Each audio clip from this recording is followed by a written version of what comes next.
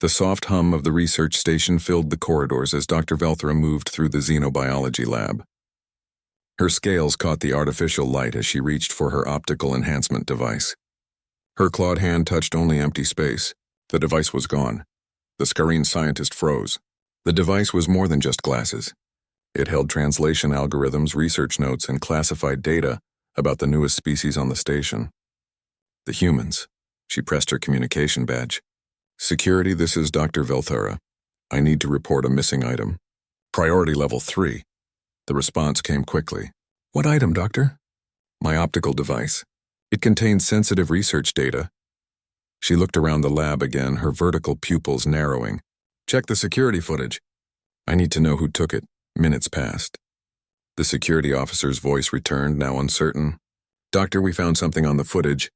One of the human cubs took your device. Velthera's scales rippled with concern. The humans, of course.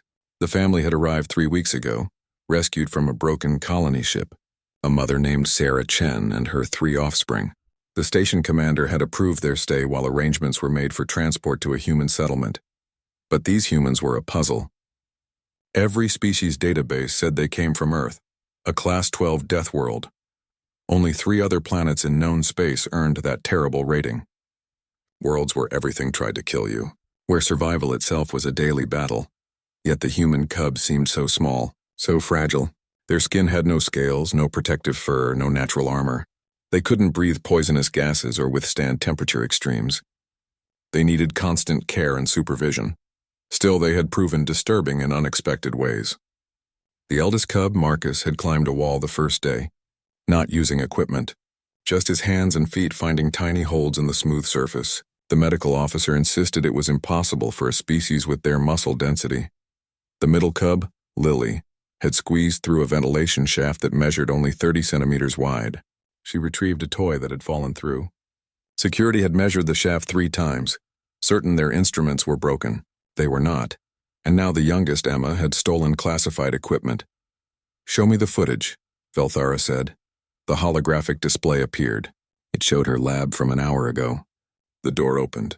A small figure toddled in. Emma was barely 4 standard years old. She had large eyes, soft features, and moved with the unsteady steps of a very young creature. The cub walked directly to the table. She stood on her toes, reached up, and took the glasses. Then she examined them, tilting her head like a curious bird. The glasses caught the light. Emma smiled. She put them on her face, where they immediately slid down her tiny nose. She giggled at this, a sound that seemed too innocent for a creature from a death world. Then she toddled out, carrying the glasses in her small hands. Alert all security teams, Velthera said. Find that cub, carefully. We don't know what kind of defensive behaviors death world species exhibit when cornered. Within minutes, the station was on alert. Not a full emergency, but enough to mobilize 6 security officers. They gathered in the command center, where Station Commander Threll, a towering Bolvoran with 4 arms, addressed them. The human cub has taken Dr. Velthera's research equipment. We need to recover it without incident. Remember, these are death worlders. They may look harmless, but we don't understand their behaviors yet. Approach with caution. One security officer, a young Fredic named Kess, raised a tentacle. Commander, the cub is 4 years old. Are we certain this level of caution is necessary? Threll's faceplates shifted to show his concern. Officer Kess, 3 days ago you tried to pick up one of the human cubs. What happened? Kess's tentacles curled with embarrassment. The cub bit me. You required medical treatment, Threll continued. The bite force of a human cub exceeded safety predictions by 40%. You also tried to explain this as an accident. Was it? No, Commander. The mother explained it was defensive. I had touched the cub without permission. The mother called it a boundary issue. Threll nodded. Exactly. We don't understand human social structures yet. What seems innocent to us may be threatening to them. Find the cub, but do not touch.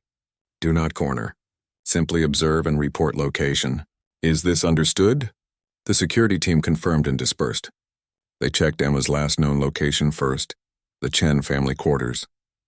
Sarah Chen answered the door, her face showing immediate concern when she learned Emma was missing. How long has she been gone? Sarah asked. Approximately 1 hour and 15 minutes. Sarah's expression changed from worry to something else, understanding perhaps. What did she take? Dr. Velthara's optical enhancement device. The shiny glasses? Sarah almost smiled. She probably thought they were pretty. Emma likes shiny things. Don't worry, she won't break them.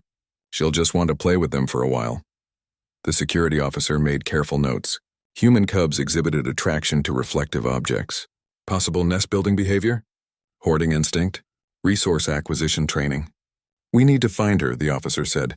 Can you help us search? Sarah nodded and joined the search. As they walked through the corridors, she tried to explain. Emma is just curious. She's not trying to cause trouble. She saw something interesting and wanted to look at it. That's all. But the security officers shared concerned looks. They had read the reports. Human cubs explored everything. They touched, climbed, tasted, and investigated with a drive that seemed almost reckless. On a death world, this made sense. Learn fast or die. But on a space station with sensitive equipment and dangerous areas, it was deeply concerning. The search continued for hours. They tracked Emma through security footage, but she seemed to vanish in several sections. She entered the maintenance corridors where cameras were sparse. She appeared again near the engineering deck, then disappeared into a service tunnel. She's moving through areas that should be impossible for her to access, one officer reported. The tunnel entrance requires climbing a ladder. The cub is too short to reach the first rung, Sarah sighed. She probably stacked something to climb on. Boxes, maybe. Emma is very determined when she wants something. More notes. Human cubs demonstrated problem-solving abilities, tool use, spatial reasoning, all before age 5. The search grew more urgent. Emma had been missing for nearly 6 hours now. The temperature in some sections was too cold for human comfort. Others had radiation shielding that might not be adequate for such a small, unprotected creature. Sarah's calm began to crack. She needs to eat soon. She's just a baby. She can't survive long without food and water. Dr. Velthara, who had joined the search, found this statement fascinating despite the circumstances. How long can a human cub survive without sustenance? She'll get hungry and cranky after a few hours, but she won't be in real danger for a day or so. The cold is more concerning. She's wearing light clothes. A day. The number shocked the alien researchers. Most species their size would survive mere hours without food. Yet another impossible trait of Deathworlders. They could endure. As the 8th hour approached, the last camera sighting was analyzed. Emma had been seen near the agricultural dome.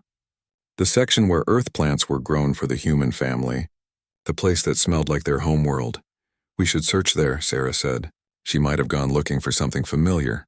The search team moved toward the agricultural dome. They had searched it once before but found nothing.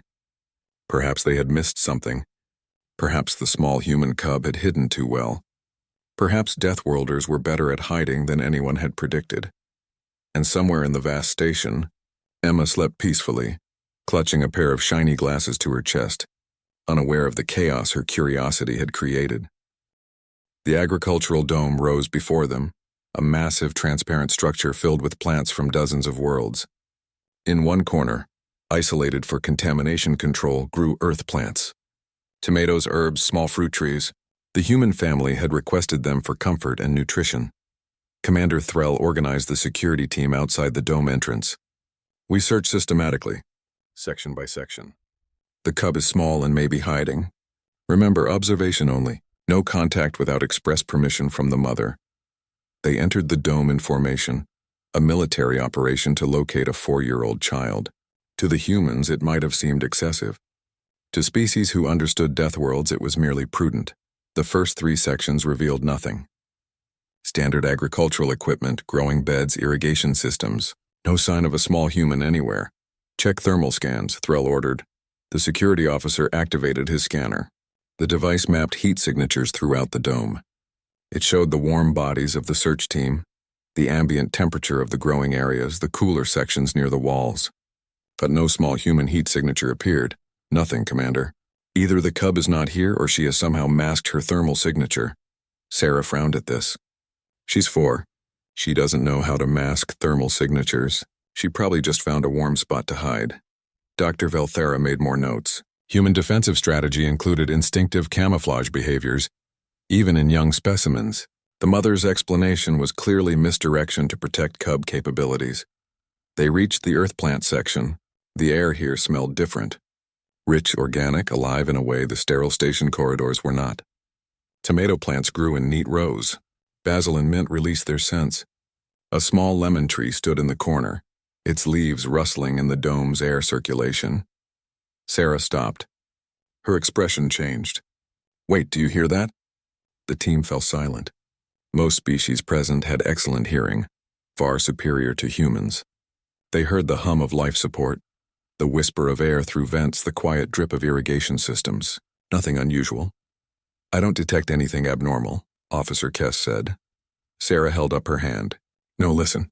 Underneath everything else, she walked toward the lemon tree. As she approached, the sound became clear even to the alien ears. Soft, rhythmic, barely audible, a gentle rumbling sound repeating in a steady pattern. Snoring. Sarah pushed aside the lower branches of the lemon tree. Beneath its canopy, hidden in the shadows, was a small nest. Not a professional construction, just soft materials gathered from around the dome. Maintenance cloths, a discarded cushion from the observation area, some fabric that might have been packing material. And in the center of this nest, curled into a tiny ball, was Emma. The cub slept deeply, her chest rising and falling in the peaceful rhythm of child sleep. Her face was relaxed, innocent, showing no awareness of the station-wide search she had triggered. One small hand clutched something to her chest, Dr. Velthera's glasses. But Emma was not alone. Curled around her on one side was Marcus, the 8-year-old. His arm draped protectively over his little sister. On her other side lay Lily, the 6-year-old, pressed close for warmth. Both older cubs slept as soundly as Emma, their breathing creating a soft chorus of snores. The security team froze. Commander Threll raised all 4 arms in a stop gesture. Nobody moved. Nobody spoke. They simply stared at the impossible sight before them. 3 human cubs, sleeping in formation beneath an earth tree, guarding stolen property in a nest they had constructed in secret. Dr. Velthera activated her recording device and began speaking in a whisper. "Remarkable. The cubs have established a defensive position. Note the arrangement. The eldest male on the outside positioned to intercept threats. The middle female on the other side, creating a protected pocket. The youngest in the center clutching the acquired object. This is textbook Death World Pack behavior." Sarah let out a long breath. She looked at the security team with an expression somewhere between amusement and exasperation. They're just sleeping. Marcus and Lily probably found Emma and decided to nap with her. That's all. But the formation, Velthera insisted. The tactical positioning. The nest construction. These are survival behaviors. They're cuddling, Sarah said simply. Children like to be close to each other. It makes them feel safe. There's no tactical anything. They're just being kids. Officer Kess scanned the area with his equipment. The temperature here is 15 degrees Celsius. That's well below human comfort range according to our data. How are they surviving this cold? Sarah glanced at the pile of soft materials. They made a nest with insulation. And they're sharing body heat. It's probably perfectly comfortable for them. Commander Threll was taking his own notes. They have been here for at least 8 hours. No food, no water. Suboptimal temperature. Yet they show no signs of distress. They are, in fact, resting peacefully. Because they're fine, Sarah said, her patience starting to wear thin. Yes, they should have eaten by now. Yes, they'll be hungry when they wake up. But they're not in danger. Human children are tougher than you think. Dr. Velthera noticed something else. How did the older cubs know where to find the youngest? We tracked her through multiple sections. She should have been impossible to locate, Sarah smiled. They probably just looked for her favorite spots. Places that felt like home. Under trees in small spaces, anywhere cozy and hidden. Kids are predictable when you know them well enough. Or, Velthera said carefully, they possess some form of pack communication we have not yet detected. Perhaps pheromone trails. Perhaps infrasound signaling. Death World predators often have such capabilities. Sarah stared at the scientist. They're children, not predators. Emma likes my glasses because they're shiny. Marcus and Lily found her because they know their sister. This isn't complicated. But even as she spoke, Sarah could see the alien researchers processing everything differently. They saw patterns where she saw simplicity. They analyzed behaviors she considered normal. To them, her children were fascinating specimens from an impossible world. To her, they were just kids being kids. Commander Threll made a decision. We should wake them carefully. I want medical standing by. We don't know how Death World cubs respond to sudden awakening. They wake up like any children, Sarah said tiredly, usually grumpy and hungry. Nevertheless, we will proceed with caution. Officer Kess, establish a perimeter. Dr. Velthera, prepare to document the awakening process. Ms. Chen, would you like to wake your cubs yourself? Sarah nodded and stepped forward. The security team tensed, ready for anything. Weapons stayed holstered, but hands hovered near them. Scanners remained active, recording every moment. Sarah knelt beside the nest. She reached out slowly and gently touched Marcus's shoulder. Hey, buddy. Time to wake up. Marcus stirred. His eyes opened slowly, adjusting to the light. He saw his mother first, then noticed the crowd of aliens surrounding them. His body went very still, not frozen with fear, alert, aware. His arm tightened slightly around Emma. It's okay, Sarah said quickly. Nobody's in trouble. But Emma took something that wasn't hers. We need to give it back. Marcus looked down at his little sister still sleeping peacefully. He seemed to understand immediately. She took the shiny glasses. The ones from the lab? Yes, did you know she had them? Marcus nodded. Lily and I found her here a few hours ago. We knew you'd be looking, but Emma was already asleep and she looked so peaceful.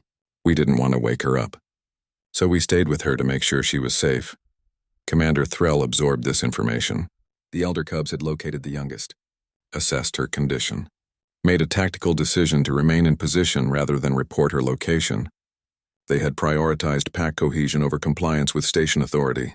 Classic Death World behavior, he muttered to himself. Sarah heard him anyway. It's called being a good big brother, she said firmly. Marcus, honey, wake up your sisters. We need to go home and get some food into all of you. Marcus gently shook Lily, who woke with a yawn and a stretch. Then together they carefully woke Emma. The youngest cub opened her eyes slowly, looked around at all the faces staring at her, and burst into tears. The security team jumped back. Weapons nearly came out. Alert systems almost triggered. Then they realized the cub was simply crying. Scared by the crowd, overwhelmed by attention. Being, as Sarah had said, a normal child, Sarah scooped Emma up, glasses and all. It's okay, baby. It's okay. Let's get you home. Dr. Velthera stepped forward carefully. Miss Chen, I need to retrieve my equipment. Sarah held out her hand. Emma, still sniffling, reluctantly gave up the glasses. Velthera took them and examined them quickly. Undamaged. All data intact. The cub had simply carried them around for 8 hours, then used them as a comfort object while sleeping. Thank you, Velthera said. Then to everyone's surprise, she added, Emma, the glasses are very important to my work, but I understand why you liked them. They are rather pretty. Emma stopped crying. She looked at the tall reptilian scientist with wide, curious eyes. Pretty, she agreed. Velthera felt something strange in that moment, something she would spend days trying to analyze. The human cub had caused chaos throughout the station, had violated security protocols, had taken classified equipment. The following morning, Commander Threll called an emergency meeting of the station's senior research staff. The conference room filled with representatives from 6 different species, all present to discuss 3 human children. Dr. Velthera presented her findings first. She projected images from the previous night onto the central display. The 3 cubs sleeping in their nest, the formation they had taken, the materials they had gathered. As you can see, the human cubs demonstrated remarkable survival capabilities. They constructed shelter from available materials. They established a defensive formation. They survived suboptimal conditions for over 8 hours without distress. A Fretic researcher raised a tentacle. With respect, Dr. Velthera, could these behaviors have simpler explanations? The station psychologist suggested the cubs were simply playing and fell asleep. Velthera's scales rippled with frustration. Playing is how Death World species train for survival. Every action these cubs take serves a purpose, whether they are consciously aware of it or not. Commander Threll nodded slowly. The doctor raises a valid point. We may be projecting our own frameworks onto human behavior. However, we cannot ignore what we observed. These cubs evaded our security systems, survived harsh conditions, and demonstrated problem-solving that should be beyond their developmental stage. Then perhaps, suggested Dr. Marrow, a crystalline cognitive specialist, we should simply ask the humans to explain their behavior. They are not hostile. They communicate freely. Why are we treating them like mysterious specimens instead of colleagues? The room fell silent. The suggestion was so simple it felt revolutionary. For 3 weeks, they had studied the humans from a distance, monitored their behaviors, analyzed their patterns, compared them to Death World predator models. But they had never simply sat down and talked to them as equals. An excellent suggestion, Threll said. Dr. Velthara, would you be willing to conduct a formal interview with Ms. Chen? Perhaps we can resolve some of our questions directly. 2 hours later, Sarah Chen sat in a comfortable meeting room with Dr. Velthara. Commander Threll and Dr. Marrow. A recording device documented everything. Sarah held a cup of coffee, a drink the station had synthesized after analyzing Earth food databases. It was not quite right, but she appreciated the effort. Thank you for meeting with us, Velthara began. We want to understand your species better. Particularly your young, Sarah smiled. I'm happy to help. Though I should warn you, I'm not a scientist or a diplomat. I'm just a mom. I might not have all the technical answers you're looking for. Your perspective is exactly what we need, Dr. Marrow assured her. We have been analyzing your children through the lens of Death World survival theory. But perhaps we are missing something fundamental. You probably are, Sarah said gently. Earth is dangerous, yes. But my kids aren't little warriors or survival machines. They're just kids. They play, they explore, they get into trouble sometimes. That's normal, Velthara leaned forward. But the climbing, the exploration through dangerous areas, the ability to hide from our sensors, these are not simple play behaviors. To you, maybe not, Sarah said. To me, it's just what kids do. Marcus climbs because he likes climbing. It's fun. It makes him feel strong and capable. Lily squeezes through small spaces because she's small and flexible and curious about what's on the other side. Emma took your glasses because they were shiny, and she thought they were pretty. There's no grand strategy behind any of it, Commander Threll made notes. But these behaviors helped your species survive on a death world. Surely there is an evolutionary purpose. Sarah considered this. Maybe. I'm not an evolutionary biologist, but I think you're looking at it backwards. Yes, curiosity and climbing and exploring helped our ancestors survive. But now, in a safe environment, those same behaviors are just part of being a kid. They're learning about the world. That's all. What about the nest? Velthara asked. The formation they took while sleeping. The older cubs protecting the youngest. Sarah's expression softened. They're siblings. They love each other. Marcus and Lily found Emma and saw she was sleeping, so they curled up with her. Kids like to be close to people they love. It makes them feel safe and happy. That's not tactics. That's just family. Dr. Marrow spoke up, but they chose to stay with her rather than report her location to authorities. They prioritized family bonds over social obligation. They're 8 and 6 years old, Sarah said with a laugh. They weren't thinking about social obligations. They saw their baby sister sleeping peacefully and didn't want to wake her up. Kids understand that tired siblings need rest. It's not complicated. The researchers exchanged glances. Sarah's explanations were consistent, simple. But they challenged everything the alien scientists thought they understood about Death World species. Velthara tried a different approach. Your cubs survived 8 hours in suboptimal temperature with no food or water. Most species their size would be in medical distress. They built a nest with insulation and shared body heat, Sarah explained. That's pretty smart, actually. I'm proud they thought of that. And yes, humans can go without food for quite a while. 8 hours is nothing. They were probably a bit hungry when they woke up, but not dangerously so. You say this so casually, Threll observed. As if surviving harsh conditions is unremarkable. Sarah paused, considering. I guess it is remarkable from your perspective. But for humans, it's just normal. Yes, Earth is dangerous. Yes, our ancestors had to be tough to survive. But that toughness became part of who we are. We don't think of it as special. It's just how we exist. She took a sip of her coffee and continued. Look, I understand why you're fascinated by my kids. They probably do things your species can't do, or don't understand. But they're not trying to be impressive. They're not executing survival strategies. They're just being themselves. And sometimes being yourself is enough. Dr. Marrow's crystalline structure pulsed with understanding. I believe I see the issue. We have been treating human capabilities as conscious choices. But for your species, these abilities are simply baseline existence. Exactly, Sarah said.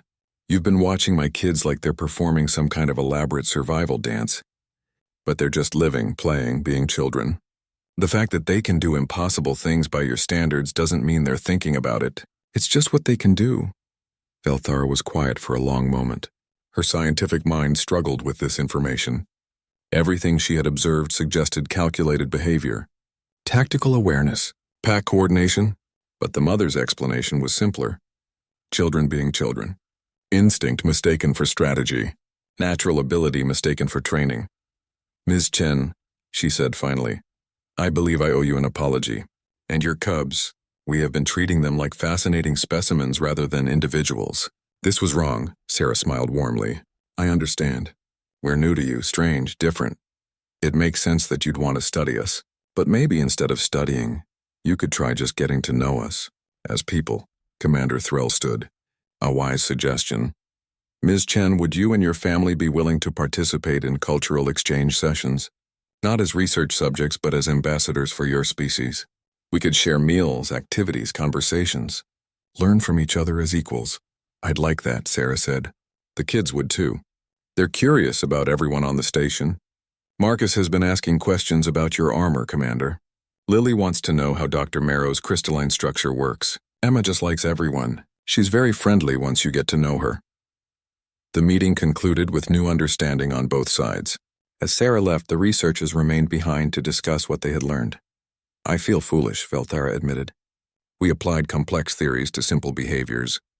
We saw threat assessment where there was only curiosity.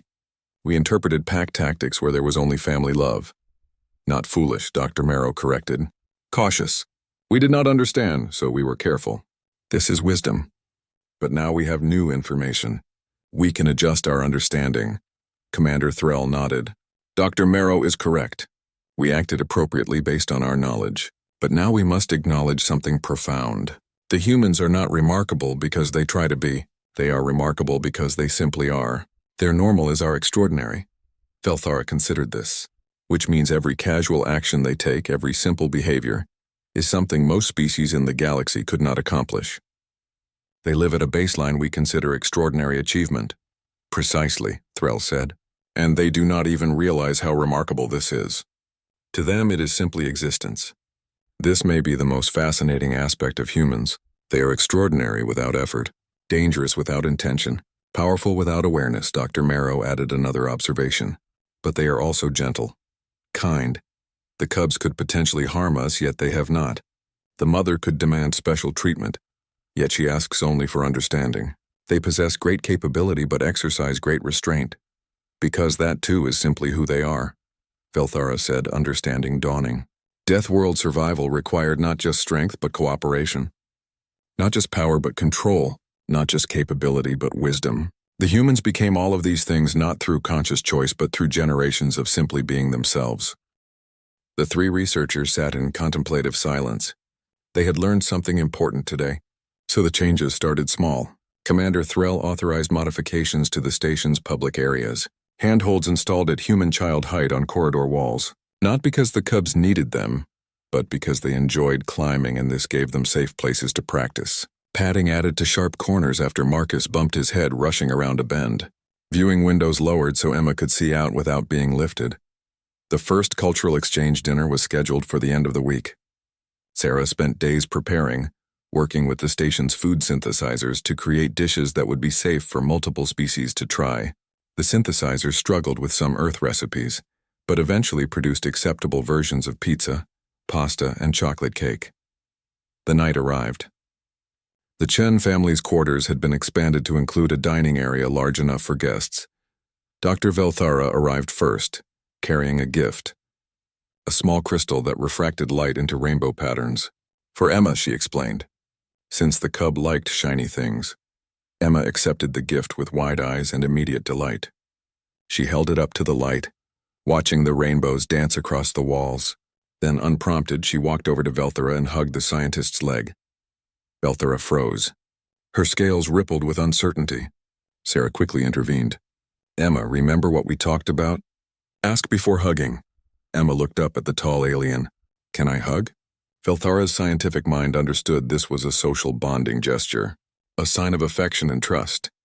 She had studied it in her research, but experiencing it was entirely different. This small creature from a death world, capable of remarkable things, simply wanted to express gratitude through physical contact. Yes, Velthara said softly. You may hug. Emma squeezed tighter. Velthara felt the surprising strength in those small arms. Strength that could have been used to harm, but was instead used only to express joy.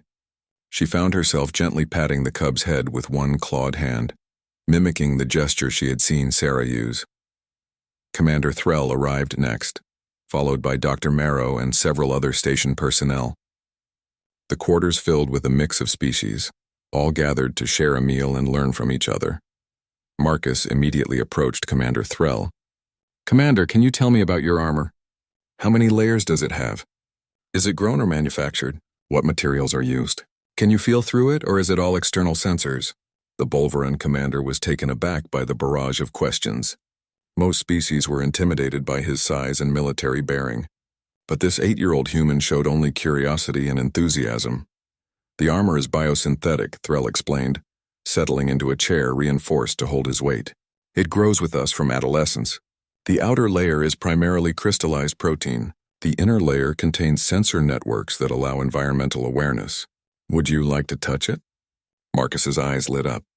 He carefully reached out and ran his hand along Threll's arm plate. It's warm. I thought it would be cold like metal. And the texture is amazing. It's smooth, but I can feel tiny variations. Are those the sensors? Threll found himself genuinely enjoying the conversation. The cub's questions were intelligent and showed real understanding. This was not simple curiosity. This was the mind of a young scientist already at work, learning and analyzing. Meanwhile, Lily had approached Dr. Marrow. The crystalline being fascinated her. How do you eat? Do you need food like we do? How do you grow? Are you alive in the same way we are? Dr. Marrow's structure pulsed with pleased colors. Excellent questions. I absorb energy directly from light and heat. I grow by forming new crystalline structures within my existing form. And yes, I am alive, though my life processes differ significantly from biological organisms. That's so cool, Lily breathed.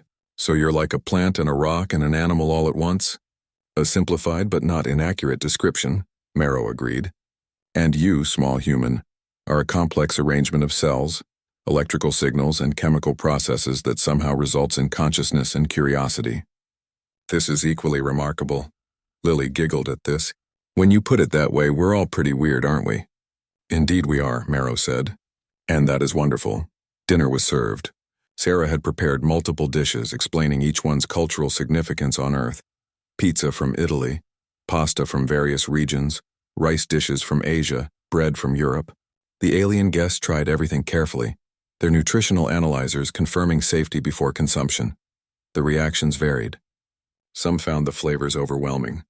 Others were fascinated by the complexity.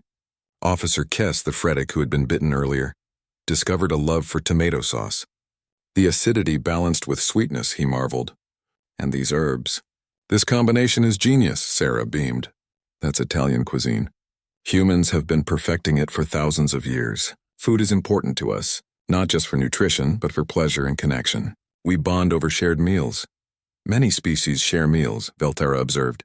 But I notice human food seems designed specifically for enjoyment. The flavors are complex, carefully balanced. This suggests your species prioritizes sensory pleasure alongside nutritional needs. Life is hard, Sarah said simply. Earth was dangerous. Survival was difficult, so we learned to find joy wherever we could. Good food, music, art, stories. These things made the struggle worthwhile. They reminded us why we wanted to survive. The table fell quiet at this. The alien guests absorbed the profound simplicity of Sarah's statement. Humans had survived not just through strength, but through finding beauty in existence. They had thrived not despite their dangerous world, but by creating meaning within it. Commander Threll spoke carefully. Ms. Chen, I'm beginning to understand something about your species. You are not warriors who happen to have families. You are families who learn to fight when necessary. The difference is significant, Sarah nodded. That's a good way to put it. We're not naturally aggressive.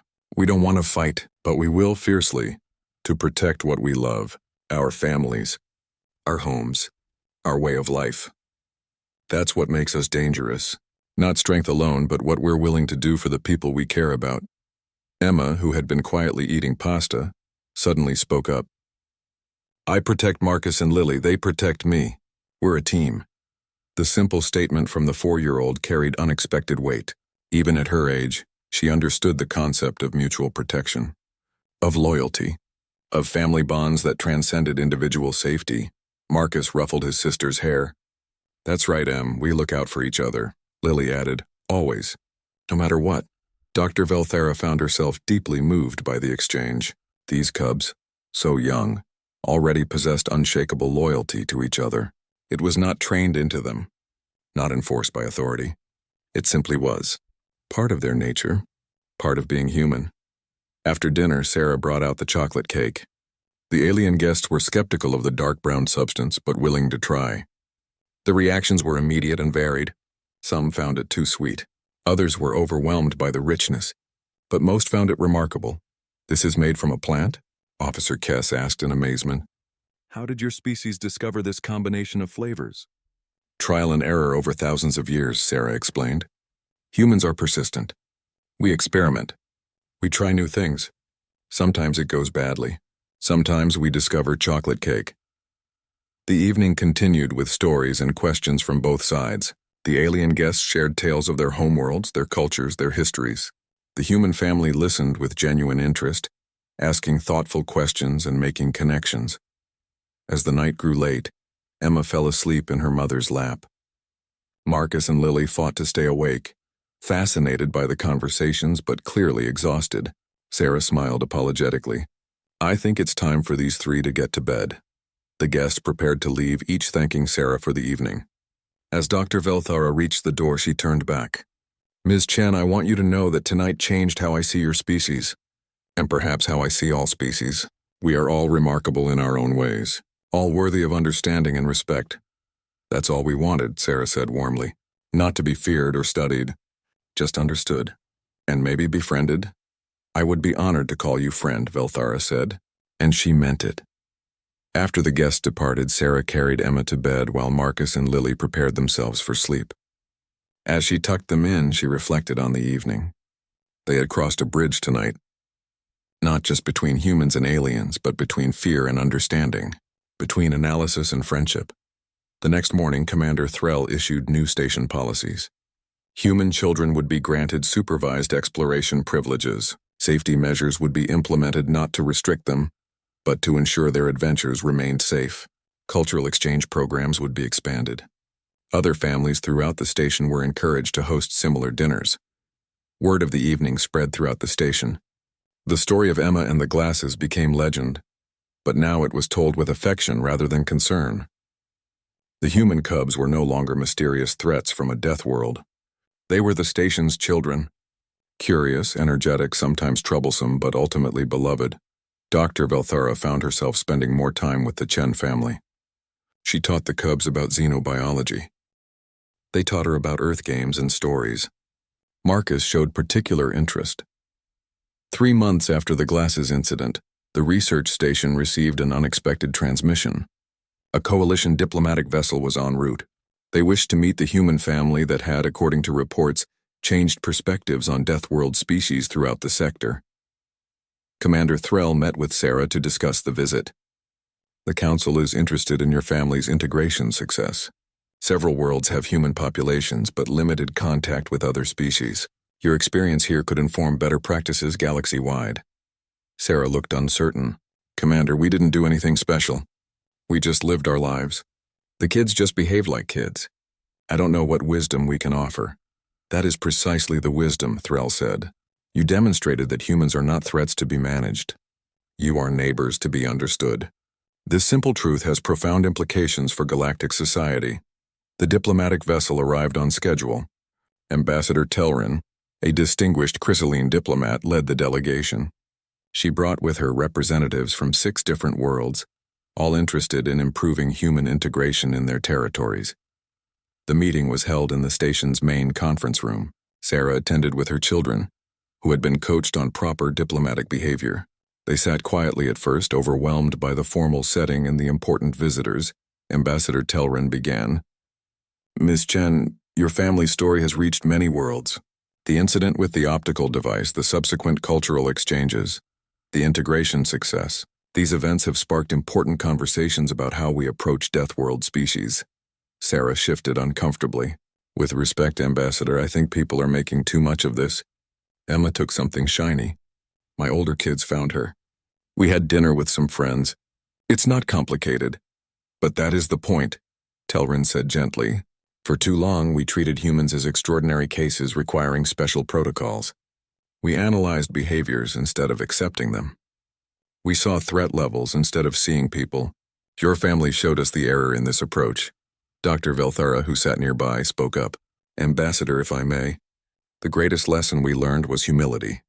We assumed our frameworks for understanding species were adequate. The humans taught us they were not.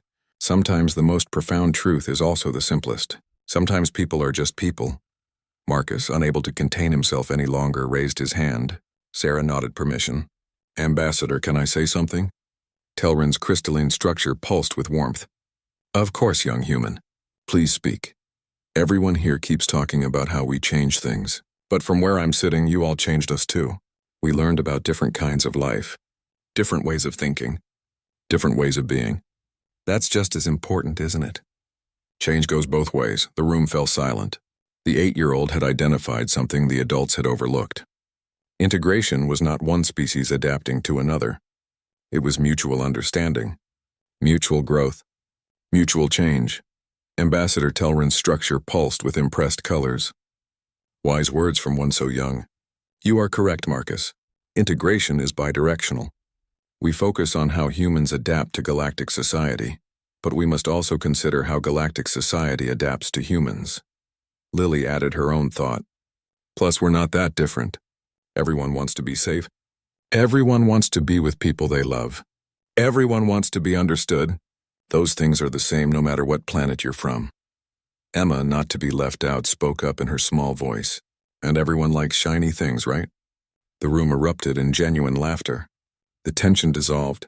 Emma's innocent comment reminded everyone that despite all their differences, certain joys were universal. Beauty, wonder, curiosity. These transcended species boundaries. The formal meeting transitioned into something more relaxed. The diplomatic delegation asked questions not about protocols or policies, but about daily life. What did human children enjoy? How did families bond? What made them happy, sad, excited, afraid? Sarah answered honestly. We're not perfect. The kids fight sometimes. Emma has tantrums. Marcus gets moody. Lily can be stubborn. But we love each other. We support each other. We try our best. That's all any family can do, I think, human or otherwise. One of the delegates, representing a world with a small human population, asked about challenges. Do your children feel isolated? Being the only humans on the station? Marcus answered. Sometimes. We miss Earth foods that the synthesizers can't make right. We miss trees and rain and the way air smells after a storm. But we've made friends here. Real friends. And that matters more than what planet they're from. Lily nodded. Dr. Marrow teaches me about crystalline mathematics. Officer Kess tells me stories about his homeworld. Commander Threll lets me sit in on security briefings sometimes. They're not human, but they care about us. That's what matters, Emma simply said. Dr. Velthara reads me stories. She's my friend. Velthara felt an unexpected warmth at those words. Somewhere in the past 3 months, she had stopped being a xenobiologist studying an interesting species. She had become simply a friend. The transition happened so gradually she had not noticed. But hearing Emma state it so matter-of-factly made it real. Ambassador Telrin made notes throughout the conversation. Finally, she addressed Commander Threll. Commander, your station has accomplished something remarkable. Not through special programs or careful management, but through simple acceptance. You treated the humans as station residents rather than special cases. This approach should be documented and shared. Threll inclined his head. With respect, Ambassador, the humans accomplished it. We merely stopped getting in their way. We ceased imposing our fears and assumptions upon them. We allowed them to be themselves. The success followed naturally. The diplomatic visit concluded with agreements to share the station's experiences with other worlds. Cultural exchange programs would be implemented. Research on human capabilities would shift from threat assessment to genuine understanding. The glasses incident would be taught in xenosociology courses as an example of overcoming preconceptions. As the delegation prepared to depart, Ambassador Telrin approached the Chen family privately. "I want to thank you. Not officially, but personally. My world has a human settlement. We have been uncertain how to interact with them. Your family has given me clarity. We simply need to see them. Truly see them, not as death worlders or threats or curiosities, but as neighbors," Sarah smiled. "That's all anyone wants, really. To be seen, to be understood, to be accepted for who they are." Months turned into years. The Chen family remained on the station, Sarah taking a position as a cultural liaison. The children grew. Marcus developed a passion for xenobiology under Dr. Velthera's mentorship. Lily became fascinated by crystalline mathematics and energy systems. Emma, now 7, still liked shiny things but had developed an additional interest in station security systems, much to Commander Threll's amused concern. The story of the glasses became station legend. New arrivals heard the tale during orientation. It was told with affection and humor, a reminder that first impressions could be misleading, that fear could give way to friendship. That difference was not threat but opportunity. Dr. Velthera kept a hollow image on her desk. 3 human cubs sleeping in their nest under the lemon tree. She looked at it often when her research grew frustrating or complex. It reminded her that sometimes the simplest explanations were correct. Sometimes the most profound truths were also the most obvious. One evening, as she worked late, Emma wandered into the lab.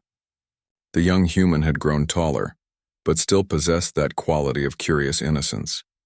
"Dr. Velthera, can you help me with my homework? It's about Earth's evolutionary history."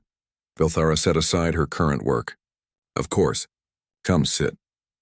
As they worked through the assignment together, Emma asked, "Dr. Velthera, do you remember when I took your glasses? Mom says it caused a lot of trouble." "I remember," Velthera said carefully, "though I would not call it trouble now. More like a learning experience. For all of us, what did you learn?" Emma asked with genuine curiosity. Velthera considered the question. "I learned that sometimes we see complexity where there is only simplicity. I thought your actions had deep meaning, but really you just saw something pretty and wanted to look at it. I learned to accept the simple explanation. To not always search for hidden depths." Emma smiled. "They were really pretty, though. All shiny and interesting. I'm glad I took them, even though I got in trouble." "You did not get in trouble," Velthera corrected. "You caused an incident that led to understanding. There is a difference." They finished the homework together. As Emma prepared to leave, she impulsively hugged Velthera. The gesture was natural now. Easy. A simple expression of affection between friends. "Thank you for helping," Emma said. "And for being my friend. Always," Velthera replied, and meant it with her entire being. That night, Velthera updated her research logs for the final time. Subject: human integration on station.